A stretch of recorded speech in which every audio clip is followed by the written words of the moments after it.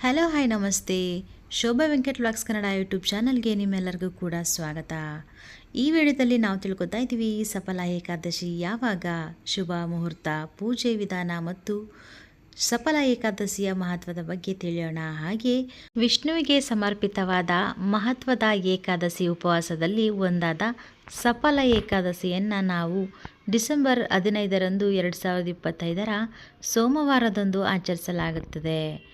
ಏಕಾದಶಿಯು ಮನಸ್ಸನ್ನು ಶುದ್ಧೀಕರಿಸುತ್ತದೆ, ಅಡೆತಡೆಗಳನ್ನು ನಿವಾರಿಸುತ್ತದೆ ಮತ್ತು ವೈಯಕ್ತಿಕ ಬೆಳವಣಿಗೆಯ ಮೇಲೆ ಕೇಂದ್ರೀಕರಿಸುತ್ತದೆ ಎಂದು ನಂಬಲಾಗಿದೆ. ಆದ್ದರಿಂದ ಹಿಂದೂ ಸಂಪ್ರದಾಯದಲ್ಲಿ ವಿಶೇಷವಾದ ಸ್ಥಾನವನ್ನು ಹೊಂದಿದೆ. ಭಕ್ತರು ಈ ದಿನವನ್ನು ಪ್ರಾರ್ಥನೆ, ಕಠಿಣ ಶಿಸ್ತು ಮತ್ತು ಆಳವಾದ ಭಕ್ತಿಯಿಂದ ಆಚರಿಸ್ತಾರೆ. ಮಾರ್ಗಶಿರ ಮಾಸದ ಕೃಷ್ಣ ಪಕ್ಷದ ಸಫಲ ಏಕಾದಶಿ ವ್ರತವು ಬಹಳ ಫಲಪ್ರದ. ಈ ತಿಥಿಯು ಯಾವುದೇ ಕ್ಷೇತ್ರದಲ್ಲಿ ಯಶಸ್ಸನ್ನು ಸಾಧಿಸಲು ವಿಶೇಷವಾಗಿ ಶುಭವಾಗಿದೆ. ಆದ್ದರಿಂದ ಈ ದಿನದಂದು ಮಾಡುವಂಥ ಪರಿಹಾರಗಳು ಸಹ ಬಹಳ ಪರಿಣಾಮಕಾರಿ ಎಂದು ಹೇಳಲಾಗಿದೆ. ಸಫಲ ಏಕಾದಶಿಯ ಪರಿಚಯವನ್ನು ತಿಳಿಯೋಣ. ಪೌಷ ಮಾಸದ ಅಂದರೆ ಡಿಸೆಂಬರ್ ಮತ್ತು ಜನವರಿ, ಕೃಷ್ಣ ಪಕ್ಷದ ಕ್ಷಯಿಸುವ ಚಂದ್ರನ ಹಂತ 11ನೇ ದಿನವನ್ನು ಸಫಲ ಏಕಾದಶಿ ಎಂದು ಆಚರಿಸಲಾಗುತ್ತದೆ. ಈ ದಿನವನ್ನು ಪೌಷ ಕೃಷ್ಣ ಏಕಾದಶಿ ಎಂದು ಕೂಡ ಕರೆಯಲಾಗುತ್ತದೆ. ಸಫಲ ಎಂದರೆ ಸಮೃದ್ಧಿ ಮತ್ತು ನಿಮ್ಮ ಎಲ್ಲ ಕಾರ್ಯಗಳಲ್ಲಿ ಯಶಸ್ಸನ್ನು ಸಾಧಿಸಲು ವಿಷ್ಣುವನ್ನು ಪೂಜಿಸಲು ಈ ದಿನ ಅತ್ಯಂತ ಶುಭವಾಗಿದೆ. ಶ್ರೀಕೃಷ್ಣನು ಸಫಲ ಏಕಾದಶಿಯ ಮಹತ್ವ ಮತ್ತು ಈ ದಿನದಂದು ಉಪವಾಸ ಆಚರಿಸುವ ಬಗ್ಗೆ ಬ್ರಹ್ಮಾಂಡ ಪುರಾಣದಲ್ಲಿ ರಾಜ ಯುಧಿಷ್ಠಿರರಿಗೆ 5 ಪಾಂಡವರಲ್ಲಿ ಹಿರಿಯವರಿಗೆ ವಿವರಿಸಿದ್ದಾರೆ. ಸಫಲ ಏಕಾದಶಿ ವ್ರತದ ಆಚರಣೆ ಹೇಗಿರಬೇಕು ಅನ್ನೋದ್ರ ಬಗ್ಗೆ ತಿಳಿಯೋಣ. ಭಕ್ತರು ದಶಮಿಯಂದು ಅಂದರೆ 10ನೇ ಚಂದ್ರ ಸೂರ್ಯಾಸ್ತದ ಮೊದಲು ಸಾತ್ವಿಕ ಆಹಾರದೊಂದಿಗೆ ಉಪವಾಸವನ್ನು ಪ್ರಾರಂಭಿಸುತ್ತಾರೆ ಮತ್ತು ಏಕಾದಶಿಯಂದು ಕಠಿಣ ಉಪವಾಸವನ್ನು ಆಚರಿಸ್ತಾರೆ. ಇದು ದ್ವಾದಶಿ ಅಂದರೆ 12ನೇ ಚಂದ್ರ ಸೂರ್ಯೋದಯದವರೆಗೂ ಕೂಡ ಮುಂದುವರಿಯುತ್ತೆ.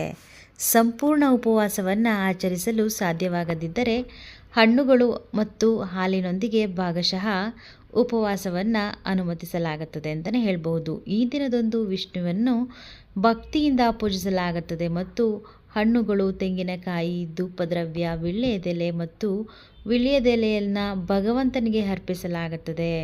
ಸುಗಂಧಭರಿತ ಹೂಗಳನ್ನು ಭಗವಂತನಿಗೆ ಅರ್ಪಿಸಬೇಕು ಮತ್ತು ತುಳಸಿ ಎಲೆಯನ್ನು ಸಹ ಅರ್ಪಿಸುವುದು ಹೆಚ್ಚು ಪವಿತ್ರವೆಂದು ಪರಿಗಣಿಸಲಾಗಿದೆ ಮತ್ತು ವ್ಯಕ್ತಿಯ ಎಲ್ಲ ಹಿಂದಿನ ಪಾಪಗಳನ್ನು ತೆಗೆದುಹಾಕುತ್ತದೆ ಎಂದು ನಂಬಲಾಗಿದೆ.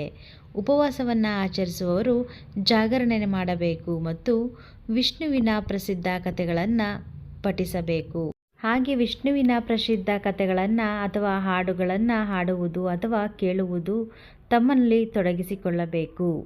ಸಫಲ ಏಕಾದಶಿಯ ವ್ರತದ ಪ್ರಯೋಜನಗಳ ತಿಳಿಯೋಣ. ಪವಿತ್ರ ಗ್ರಂಥಗಳ ಪ್ರಕಾರ ಸಫಲ ಏಕಾದಶಿ ವ್ರತವನ್ನು ಆಚರಿಸೋದ್ರಿಂದ ಸಫಲ ಏಕಾದಶಿಯ ವ್ರತದ ಪ್ರಯೋಜನಗಳ ತಿಳಿದರೆ ಆಶ್ಚರ್ಯ ಪಡ್ತೀರಾ.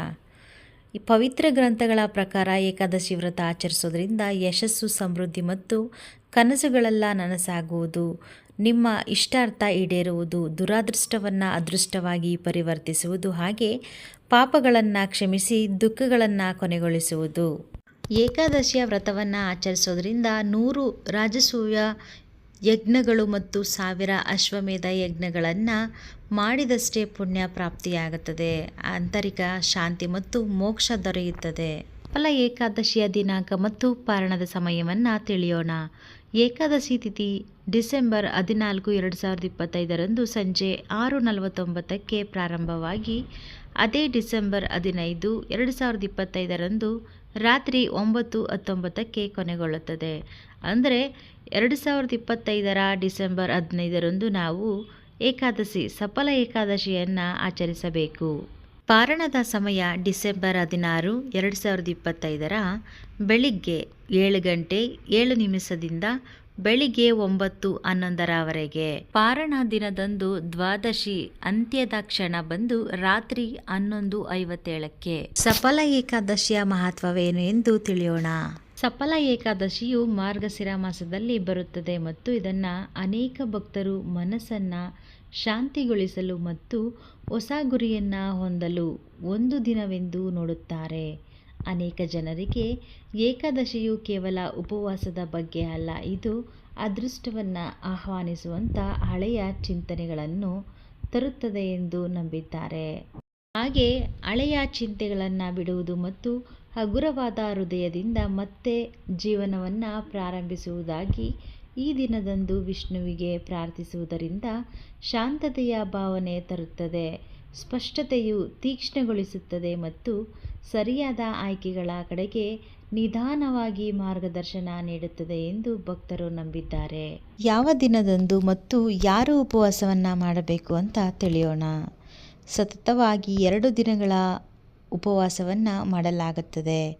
ಕುಟುಂಬ ಮೊದಲ ದಿನದಂದು ಉಪವಾಸವನ್ನು ಆಚರಿಸಲು ಸೂಚಿಸಲಾಗಿದೆ. ಪರ್ಯಾಯ ಏಕಾದಶಿ ಎಂದು ಕರೆಯಲ್ಪಡುವ 2ನೇ ದಿನವನ್ನು ಸನ್ಯಾಸಿಗಳು, ವಿಧವೆಯರು ಮತ್ತು ಮೋಕ್ಷವನ್ನು ಬಯಸುವವರಿಗೆ ಶಿಫಾರಸು ಮಾಡಲಾಗಿದೆ.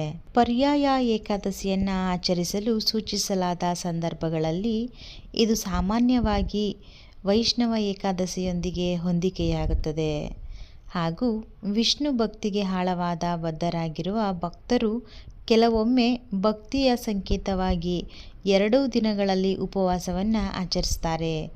ಹಾಗೆ ಉಪವಾಸದ ಆಚರಣೆಗಳೆಲ್ಲ ಹೇಗಿರುತ್ತೆ ಅಥವಾ ವ್ರತಾಚರಣೆಗಳೆಲ್ಲ ಹೇಗಿರುತ್ತೆ ಅಂತ ತಿಳಿಯೋಣ. ಹೆಚ್ಚಿನ ಭಕ್ತರು ಸ್ನಾನ ಮಾಡಿ ಸರಳ ಪೂಜೆ ಮಾಡುವ ಮೂಲಕ ತಮ್ಮ ದಿನವನ್ನು ಪ್ರಾರಂಭಿಸ್ತಾರೆ. ಧೂಪ, ದೀಪ ಮತ್ತು ತುಪ್ಪದ ದೀಪಗಳ ಮತ್ತು ತುಳಸಿ ಎಲೆಗಳನ್ನು ಅರ್ಪಿಸುತ್ತಾರೆ ಮತ್ತು ವಿಷ್ಣು ಸಹಸ್ರನಾಮದಂತಹ ಪ್ರಾರ್ಥನೆಗಳನ್ನು ಪಠಿಸ್ತಾರೆ. ಕೆಲವರು ದಿನಕ್ಕೆ ಹಣ್ಣುಗಳು ಅಥವಾ ಹಾಲು ಮಾತ್ರ ಸೇವಿಸ್ತಾರೆ, ಆದರೆ ಇತರರು ಕಟ್ಟುನಿಟ್ಟಾಗಿ ನಿರ್ಜಲ ಉಪವಾಸವನ್ನು ಮಾಡುತ್ತಾರೆ. ಅಂದರೆ ನೀರನ್ನು ಕೂಡ ಕುಡಿಯದ ಹಾಗೆ ಉಪವಾಸವನ್ನು ಮಾಡ್ತಾರೆ. ಧ್ಯಾನ ಮಾಡುವುದು, ಅಗತ್ಯವಿರುವವರಿಗೆ ಆಹಾರ ನೀಡುವುದು ಮತ್ತು ದಿನವಿಡೀ ವಿಷಯಗಳನ್ನು ಶಾಂತವಾಗಿ ಮತ್ತು ಚಿಂತಾಶೀಲವಾಗಿರುವುದರಿಂದ ಎಲ್ಲವನ್ನು ಕೂಡ ಸಂಪ್ರದಾಯ ಭಾಗಗಳಾಗಿ ನಂಬಲಾಗಿದೆ. ಸಫಲ ಏಕಾದಶಿಯ ಕಥೆಯನ್ನು ಕೇಳಬೇಕು ಇಲ್ಲ ಹೇಳಬೇಕು, ಬನ್ನಿ ನಾವು ತಿಳಿದುಕೊಳ್ಳೋಣ. ಒಂದಾನೊಂದು ಕಾಲದಲ್ಲಿ ಒಬ್ಬ ರಾಜ ವಾಸವಾಗಿದ್ದನು. ಆ ರಾಜನಿಗೆ 4 ಗಂಡು ಮಕ್ಕಳಿದ್ದರು. ಅವರಲ್ಲಿ ಲುಂಬಕ ಎಂಬುವವನು ತುಂಬ ಕ್ರೂರಿ ಮತ್ತು ವಿಷ್ಣುವನ್ನು ನಂಬಲಿಲ್ಲ.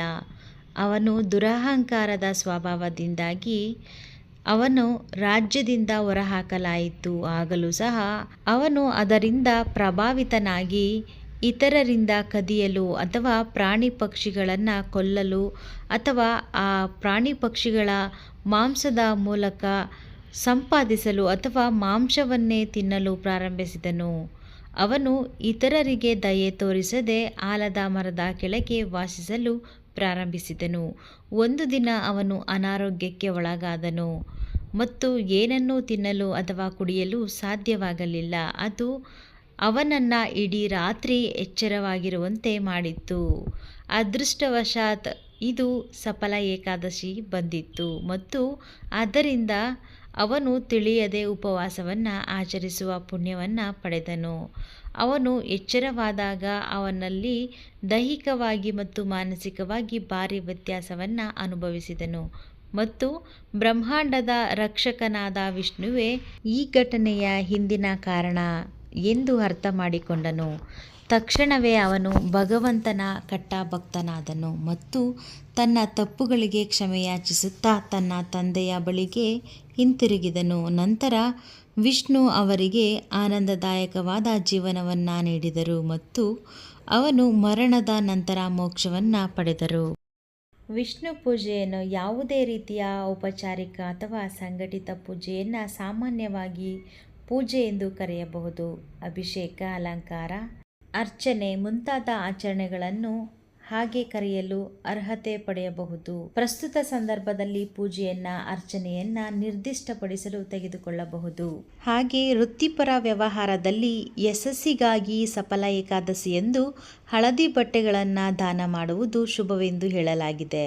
ಇದರೊಂದಿಗೆ ನೀವು ನಿಮ್ಮ ಕಚೇರಿಯಲ್ಲಿ ವಿಷ್ಣುವಿನ ವಿಗ್ರಹವನ್ನು ಸ್ಥಾಪಿಸಿ ಪೂಜಿಸಬೇಕು. ಇದು ಸಹ ಪ್ರಯೋಜನಕಾರಿಯಾಗಿದೆ. ಹಾಗೆ ಪ್ರತಿಯೊಂದು ಕಾರ್ಯದಲ್ಲೂ ಕೂಡ ಯಶಸ್ಸನ್ನು ಸಾಧಿಸಲು ಸಫಲ ಏಕಾದಶಿಯಂದು ಹಿಟ್ಟಿನಿಂದ ದೀಪವನ್ನು ಮಾಡಿ ವಿಷ್ಣುವಿನ ಮುಂದೆ ಬೆಳಗಿಸಿ. ಇದು ಶೀಘ್ರದಲ್ಲೇ ಉತ್ತಮ ಫಲಿತಾಂಶವನ್ನು ನಿಮಗೆ ತಂದುಕೊಡುತ್ತದೆ. ಉತ್ತಮ ಫಲಿತಾಂಶಗಳಿಗಾಗಿ ಹಿಟ್ಟಿನಿಂದ ದೀಪವನ್ನು ಮಾಡಿ ಅಖಂಡ ಜ್ಯೋತಿಯನ್ನು ಬೆಳಗಿಸುವುದು ಉತ್ತಮ. ಹಾಗೆ ವಿಷ್ಣುವಿನ ಹೋಮ. ವಿಷ್ಣುವು ವಿಶ್ವದ ರಕ್ಷಕ ಮತ್ತು ತ್ರಿಮೂರ್ತಿಗಳಲ್ಲಿ ಒಬ್ಬ. ವಿಷ್ಣುವಿನ ಪವಿತ್ರ ಹೋಮ ಮಾಡುವುದರಿಂದ ನಿಮಗೆ ಸಂಪತ್ತು, ಉತ್ತಮ ಆರೋಗ್ಯ, ಸಂತೋಷ ಮತ್ತು ಸಮೃದ್ಧಿ ದೊರಕುತ್ತದೆ. ಸಫಲ ಏಕಾದಶಿ ವ್ರತ ಕಥೆಯನ್ನು ಓದೋಣ. ಪೂಜ್ಯರೇ, ಪೌಷ ಮಾಸದ ಕೃಷ್ಣ ಪಕ್ಷದ ಏಕಾದಶಿಯ ಹೆಸರೇನು? ದಯವಿಟ್ಟು ಅದರ ಆಚರಣೆಯ ಸ್ಪಷ್ಟಪಡಿಸಬಹುದೇ ಮತ್ತು ಆ ಸಮಯದಲ್ಲಿ ಯಾವ ದೇವರನ್ನು ಪೂಜಿಸಬೇಕೆಂದು ಬಹಿರಂಗಪಡಿಸಬಹುದೇ ಎಂದು ಯುಧಿಷ್ಠಿರರು ಕೇಳುತ್ತಾರೆ.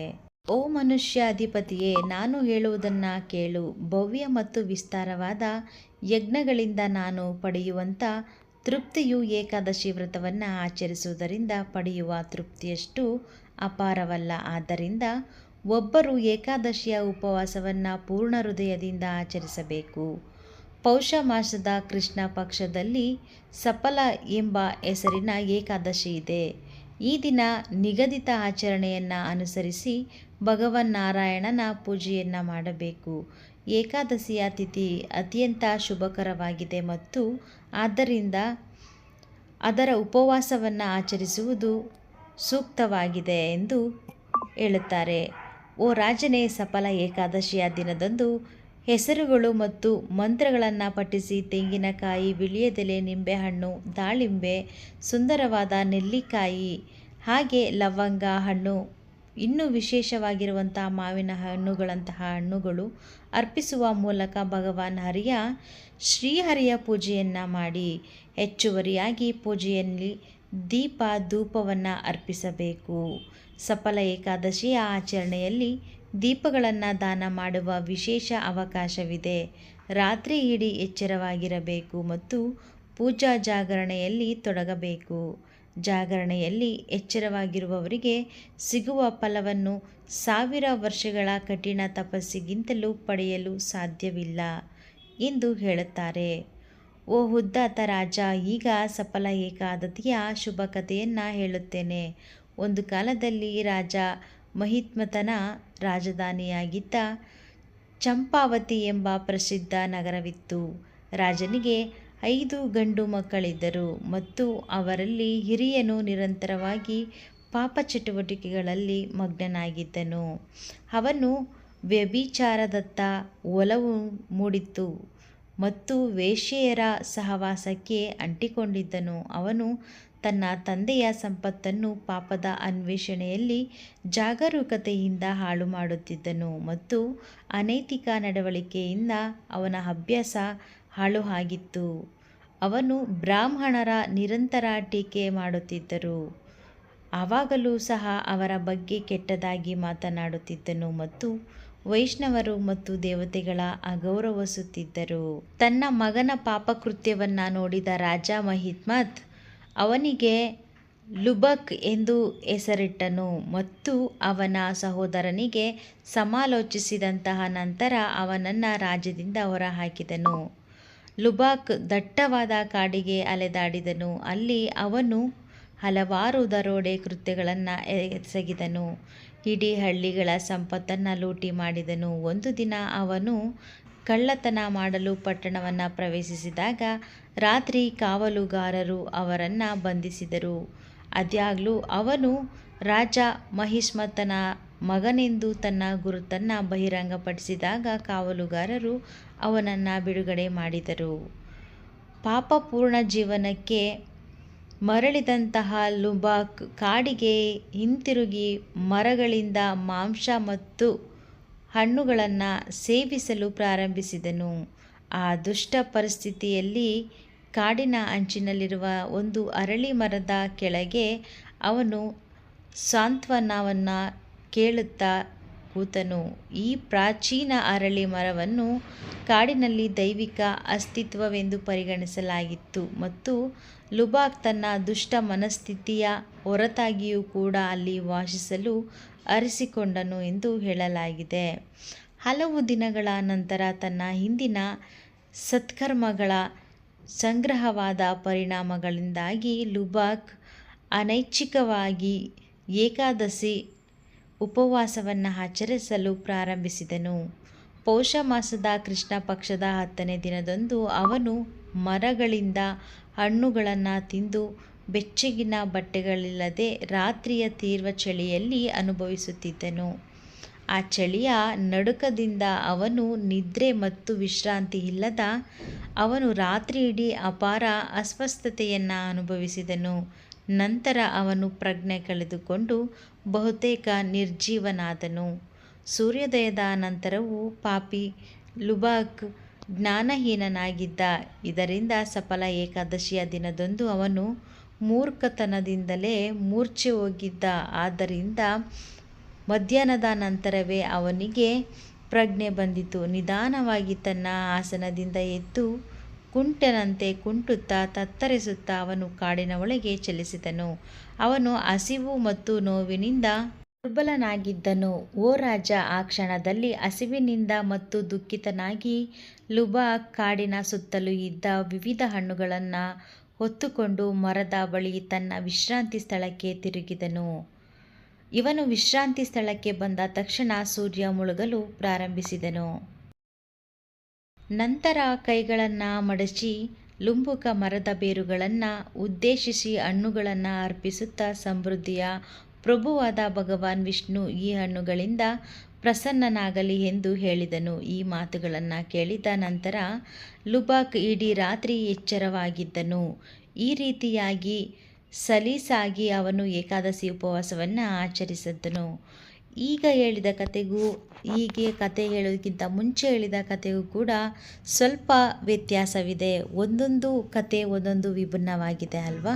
ಇದಿಷ್ಟು ವಿಚಾರಗಳು ಸಫಲ ಏಕಾದಶಿಯ ಮಹತ್ವದ ಬಗ್ಗೆ ಆಗಿತ್ತು. ಯಾರೆಲ್ಲ ಸಬ್ಸ್ಕ್ರೈಬ್ ಮಾಡ್ಕೋದೆ ಚಾನಲಲ್ಲಿ ವಿಡಿಯೋ ನೋಡ್ತಾ ಇದ್ದೀರಾ, ದಯವಿಟ್ಟು ಚಾನಲ್ನ ಸಬ್ಸ್ಕ್ರೈಬ್ ಮಾಡ್ಕೊಳ್ಳಿ, ನೋಟಿಫಿಕೇಷನ್ ಆನ್ ಮಾಡ್ಕೊಳ್ಳಿ, ಬೆಲ್ ಬಟನ್ನ ಪ್ರೆಸ್ ಮಾಡಿ.